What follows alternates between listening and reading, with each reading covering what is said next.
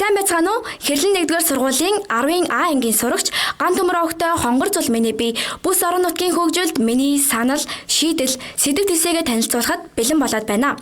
Би нүүдэлчин, бид нүүдэлчид. Бидний өвөг дээдэс ч нүүдэлчин. Нүүдлийн соёл иргэншил бол бидний ондоошил.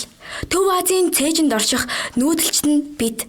Бидний үр хожисч мөн нүүдэлчин байх болно. Өнгөрсөн одоо ирээдүй цагийн 3 хэлхээнд өөрсдийн өвөрмөц соёл иргэншил онцлог бүхий амьдралын хэм маягаараа 100-аас 100, 1000-аас 1000 дамжин оршсоор байна.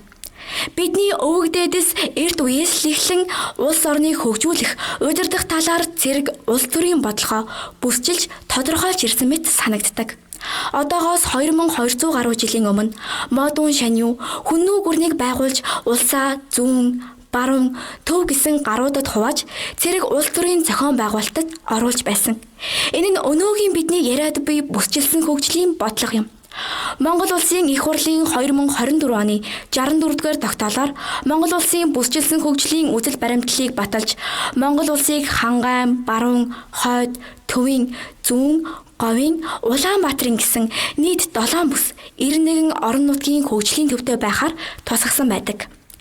Миний бодлоор Монгол орон эзгүй талаараа биш, эзэн нь болсон нүүдэлчдийн өвөрмөц амьдралын хэм маягаар дэлхийд гайхагддаг. Эргэх дөрвөн цагийн хэмнэлд ууссан нүүдэлчдийн ахуй соёл, амьдрах ухаан нь өнөөдөр зөвхөн түүх биш, харин жуулчдын сонирхлыг татах соёлын өв болон оршсоор байна. Үүн тулгуурлаад харвал Монгол улсын хөгжлийн бодлогын нэгэн чухал чиглэл болох аялал жуулчлал нь нүүдэлчдийн өв соёлыг дэлхийд дахин сурталчлах, хойч үед өвлүүлэн үлдээх бодит хэрэгсэл болон хөгжих боломжтой юм. Манай улсын зүүн бүсийн уудам тал нутаг, тунгалаг гол мөрөн, үзэгсэлэнт байгальд сүлэгдсэн нүүдэлчдийн амьдрал нь өөрөө аяллаа нэгэн утга төгөлдөр өгүүлэлэг мэт. Энэ бүс нутгийн малчин айлуудын дунд гадаад дотоодын жуулчдыг хүлээн авах, хүсэл сонирхлыг судалж тэднийг нэгтгэн хоршоо хэлбэрээр хамтран ажиллуулбал аялал жуулчлалын салбарт хөдөө нутгийн иргэдийн оролцоо орлого нэмэгдэж, бүс нутгийн эдийн засгийн доктортой хөгжилд хувь нэмэр оруулах юм. Жуулчдад Монголын нүүдэлчин ахуйг бүрэн дүүрэн мэдрүүлэхэд өртөөжүүлсэн аяллаа хөтөлбөр хамгийн оновчтой шийдэл хэмээн би бодож байна.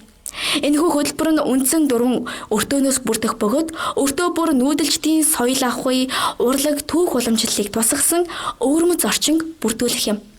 Энэ нь зөвхөн эдийн засгийн ашиг бус, харин үндэсний соёл, өв уламжлалаа хадгалж үлдэх хариуцлагатай алхам юм. Өртөөжилсэн аяллаа менежмент бол бүс нутгийн хөгжилд оруулах миний бодит хувь нэмэр бөгөөд энэхүү санааг бодлого болгох нь зөвхөн миний мөрөөдөл биш, бид бүхний хамтын зорилго байх учиртай. Энд өртөөжилсэн аяллынхаа эхний өртөөг нүүдэлчдийн ахуй амьдралын өртөө болгох бөгөөд энд жуулчид малчдын өдөр тутмын амьдралтай танилцах төдийгүй тэдэнтэй хамтран ажиллаж унаг тамгалах, айрга бүлэх, өрөм аарц хийх зэрэг цагаан идэ боловсруулах аргыг биеэрээ турших боломжтой. Энэ бол зөвхөн харж биш, харилцан мэдэрч сэтгэлдээ шингээн авч явах аяллаа өртөө юм. 2 дахь өртөө Монгол өв соёлын өртөө. Энэ өртөөнд нүүдэлчдийн урлагийн гайхамшигт ертөнцтэй уулзах цаг ирнэ. Морин хуурын уянгат аялах уу, урдын дууны уудам цээл, хөөмийн гүн утга, ерөөл магтаалын уянгалаг үс, аялагчийн сэтгэлд нүүдэлчдийн гүн ухааныг шингээнэ. Эндээс аялагч зөвхөн сонсогч бус, суралцагч болон холбогдож, өв соёлын гүүрээр дамжин Монгол ухааныг танин мэдэх боломжтой. 3 дахь өртөө морин аяллаа өртөө.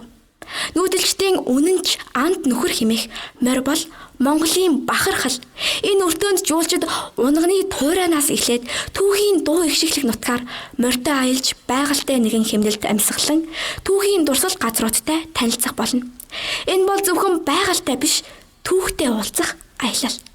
Сүүлчийн буюу 4 дахь өртөө уламжлалт, тоглоом наадгайн өртөө.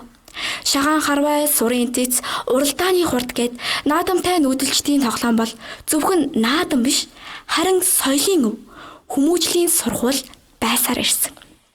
Аялагчид нь энэ өртөөнд оролцох замаар монголчууд бидний хурд хүч, оюун ухаан, эв дүүг танин мэднэ.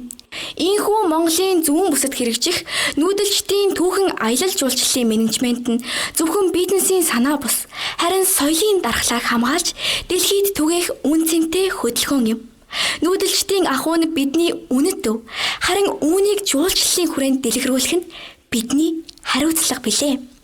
Бид өв соёлоо хамгаалж хөгжүүлж чадвал ирээдүй биднийг бахархлыг дэлхийд таниулах болно. Нүүдэлчин ахуйд суурилсан өртөөчлсөн аяллаа хөтөлбөр нь зөвхөн аялал жуулчлалын шинэ шийдэл биш, харин малчин өрх бүрийн орлогыг нэмэгдүүлэх, амьдралын чанарыг дээшлүүлэх, соёлоо хадгалах, дэлхийд таниулах бодит боломж юм. Байгалийн тогтвортой байдал, уламжлалт мэдлэг дээр тулгуурласан энэхүү санаа нь орон нутгийн иргэдийн оролцоонд тулгуурлан хөгжих учир бүс нутгийн хөгжилд жинтэй хувь нэмэр оруулахын зэрэгцээ малчин өрх бүр хэрэгжүүлэх бүрэн боломжтой арга хэмжээ юм а. Анхаарлаар шагнасан та бүхэнд баярлалаа.